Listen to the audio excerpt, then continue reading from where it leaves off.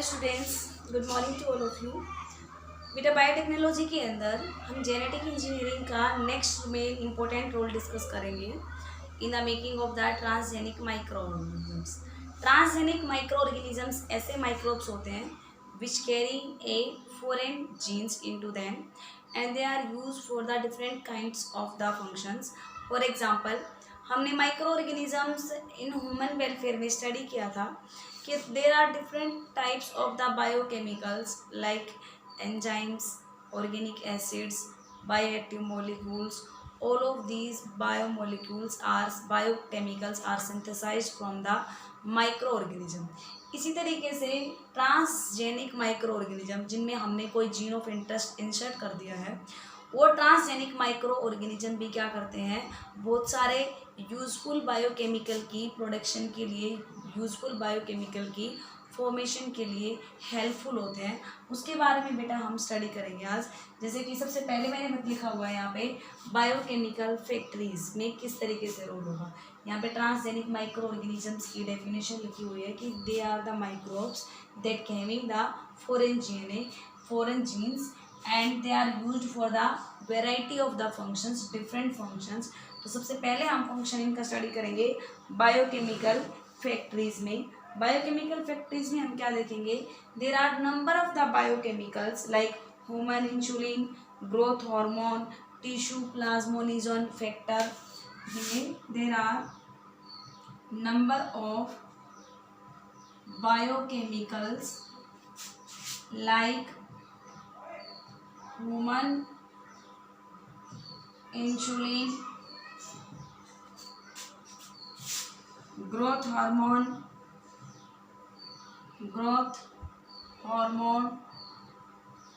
TPA full form क्या होती है बेटा, tissue plasminogen factor.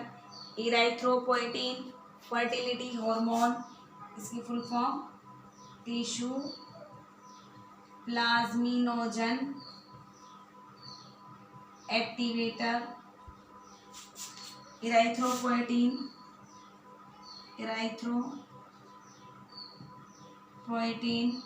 various kind of the fertility hormones. All of these different kind of biochemicals are synthesized from the transgenic microorganism. इसके अलावा बहुत सारे genetically modified micro organisms होते हैं जो कुछ ट्रेडिशनल फंक्शन करते हैं. फॉर एग्जांपल, अगर मैं आपको एग्जांपल बताऊं, स्यूडोमोनास पिट्यूडा नाम का एक ट्रांसजेनिक माइक्रो ऑर्गेनिज्म है. स्यूडोमोनास पिट्यूडा जो किसमें रोल प्ले करता है बेटा, which help in the alcoholic fermentation. जो क्या करेगा, एल्कोहलिक फर्मेंटेशन में इम्पोर्टेंट रोल प्ले करता है. ठीक है ना. तो ये काफ़ी इम्पोर्टेंट आता है. इसके अंदर देखो डायरेक्टली आपसे क्वेश्चन पूछा जाता है कि कौन से माइक्रो ऑर्गेनिज्म है, ट्रांसजेनिक माइक्रो ऑर्गेनिज्म जो एल्कोहलिक फर्मेंटेशन के लिए यूजफुल होगा, तो वो कौन होगा बेटा, स्यूडोमोनास पिट्यूडा. ठीक है ना. इसी तरीके से तो बायोकेमिकल फैक्ट्रीज में यूज हुआ डिफरेंट काइंड्स के बायोकेमिकल बनाने के लिए. दूसरा अगर हम इम्पोर्टेंट फंक्शन देखते हैं ट्रांसजेनिक माइक्रो ऑर्गेनिज्म का, तो वो हम देखेंगे एनवायरमेंटल प्रोटेक्शन के लिए. एनवायरमेंटल प्रोटेक्शन में हम डिस्कस करेंगे कौन कौन से ट्रांसजेनिक ऐसे माइक्रो ऑर्गेनिज्म हैं जो हमारे एनवायरनमेंट को भी प्रोटेक्ट करने में हेल्प करते हैं.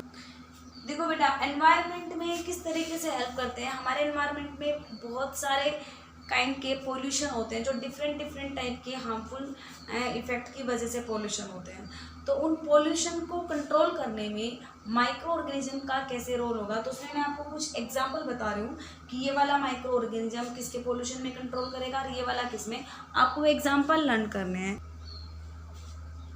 तो आप यहाँ पे एग्जाम्पल में क्या क्या देख रहे हैं, स्यूडोमोनास पिट्यूडा जो मैंने ऊपर आपको बताया था एल्कोहलिक फर्मेंटेशन में हेल्प करता है, वही ऑयल स्पिल्स की क्लीनिंग में भी हेल्प करेगा. अगर कहीं पे ऑयल की वजह से, ऑयल जैसे मान लो सॉइल पे ऑयल स्प्रे कर दिया जाए तो उसकी वजह से पोल्यूशन हो जाए, उसको क्लीन करने में. ऐसे ही स्यूडोमोनास की और दूसरी स्पीसीज है वो हैवी मेटल्स को भी रिमूव करने में हेल्प करती हैं.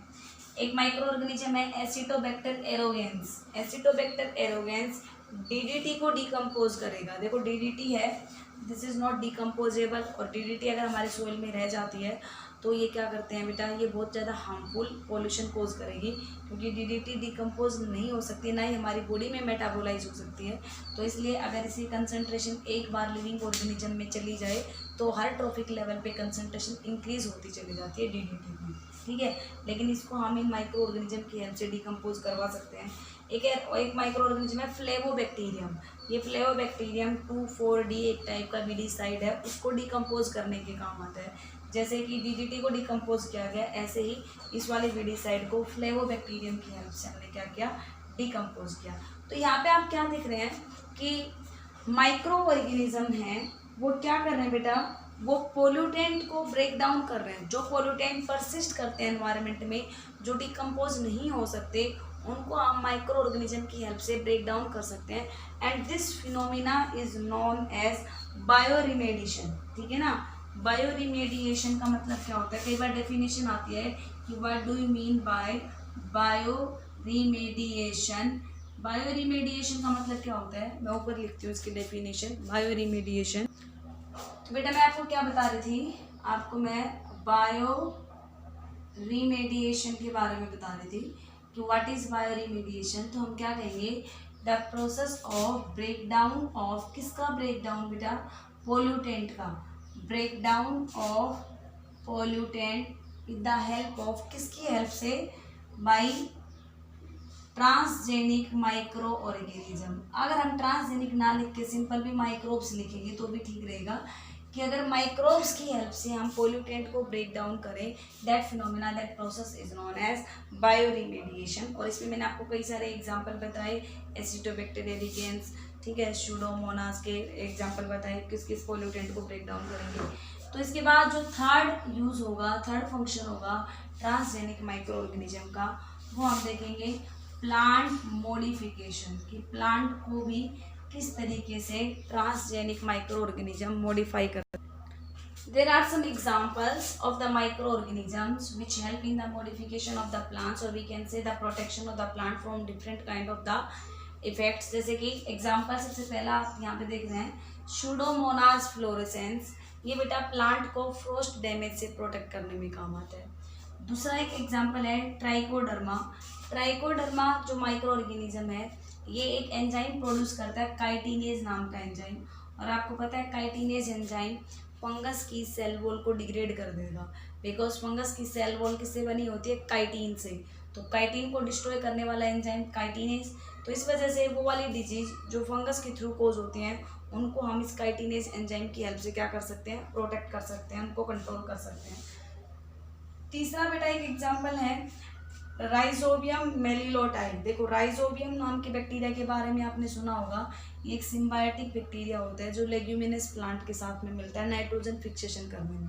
लेकिन अगर हम इसको थोड़ा सा मॉडिफाई कर दें, इसकी एक दूसरी स्पीसीज है मेलिलोटाइड, इसको मॉडिफाई करने के बाद ये सीरियल क्रॉप के अंदर भी नाइट्रोजन फिक्सेशन कर सकता है। देखो नॉर्मली तो राइजोबियम लेग्यूमिनस प्लांट के साथ में मिलेगा, क्योंकि दूसरे प्लांट के पास वो वाला जीन्स नहीं होते हैं कि वो उन माइक्रो ऑर्गेनिजम्स को, राइजोबियम को हार्बोर कर सके।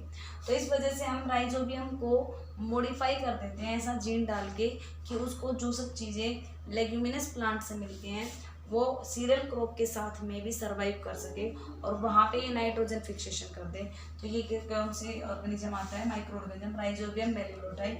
ये इंपॉर्टेंट है बेटा, ये वाला जो आपको एग्जांपल मैंने बताया है, क्योंकि एक बार पूछा भी गया है, तो आप इसको एक बार लर्न करेंगे। यहाँ पे मैं अगेन बता रही हूँ आपको कि कुछ माइक्रो ऑर्गेनिजम्स हैं, आप इनके नाम याद करेंगे क्योंकि डायरेक्ट ऐसे ही क्वेश्चन पूछ लिया जाता है, ठीक है। इसके बाद बेटा पेपर इंडस्ट्रीज़ के अंदर भी काफ़ी इंपॉर्टेंट रोल देखा गया है माइक्रो ऑर्गेनिजम्स को। जो ट्रांसजेनिक माइक्रो ऑर्गेनिज्म है वो पेपर इंडस्ट्री में भी काफ़ी रोल प्ले करते हैं। फॉर एग्जाम्पल आप यहाँ पे देखेंगे एग्जाम्पल टेट्रामेट्स, ये एक ऐसा माइक्रो ऑर्गेनिज्म है जो वुड के पल्प में से लिग्निन को रिमूव करने के काम आता है। देखो पेपर इंडस्ट्रीज में आपको पता ही है कि वुड से पेपर बनाया जाता है और उस वुड में जितना ज़्यादा लिग्निन होगा उतनी ही बेकार क्वालिटी का पेपर बनेगा। तो हम उस वुड के पल्प में से अगर लिग्निन को रिमूव कर दें तो बेटर क्वालिटी का पेपर बनाया जा सकता है। इसके लिए एक माइक्रो ऑर्गेनिज्म आता है जिसका नाम है ट्रामेट्स, और दूसरे अदर माइक्रो ऑर्गेनिज्म भी हैं जो लिग्निन को रिमूव करते हैं। इसको आप याद रखेंगे पेपर इंडस्ट्रीज के अंदर। इसी तरीके से वैक्सीन बनाने में भी माइक्रो ऑर्गेनिजम्स का काफ़ी इम्पोर्टेंट रोल है। एग्जाम्पल देखेंगे आप वैक्सीन बनाने के लिए। देखो जैसे कि एक वैक्सीन है जिसका नाम है हिपेटाइटिस डिजीज़ है, हिपेटाइटिस बी। उस हिपेटाइटिस बी डिजीज़ के लिए, हिपेटाइटिस बी डिजीज़ के लिए जो वैक्सीन बनाई गई है, जिसको हम सेकंड एंड थर्ड जनरेशन की वैक्सीन कहते हैं, वो रिकम्बिनेंट डीएनए टेक्नोलॉजी की हेल्प से बनाई गई है by using the micro organism. ठीक है, तो और ये जेनेटिक इंजीनियरिंग की हेल्प से बनी है। इस तरीके से हमने डिफरेंट टाइप्स के माइक्रो ऑर्गेनिज्म देखे, जिनका अलग अलग इंडस्ट्री, अलग अलग तरीके से डिफरेंट काइंड्स के रोल हैं, और वो जेनेटिक इंजीनियरिंग के थ्रू ही मॉडिफाई किए गए हैं, उनमें एक डिज़ायर्ड जीन डाल के, ताकि उनसे एक पर्टिकुलर फंक्शन किया जा सके। ठीक है बेटा, तो यहाँ पे आपको माइक्रो ऑर्गेनिजम्स के बारे में बताया जो जेनेटिक इंजीनियरिंग से बने। आप इनको भी नोट डाउन करें, लर्न करें। बाकी हम माइक्रो ऑर्गेनिजम्स जेनेटिक इंजीनियरिंग का रोल डिस्कस करेंगे मेडिसिन्स के अंदर। वो हम नेक्स्ट वाली वीडियो में स्टडी करेंगे कि मेडिसिन्स में किस तरीके से जेनेटिक इंजीनियरिंग ने एक इम्पोर्टेंट रोल प्ले किया। Thank you students.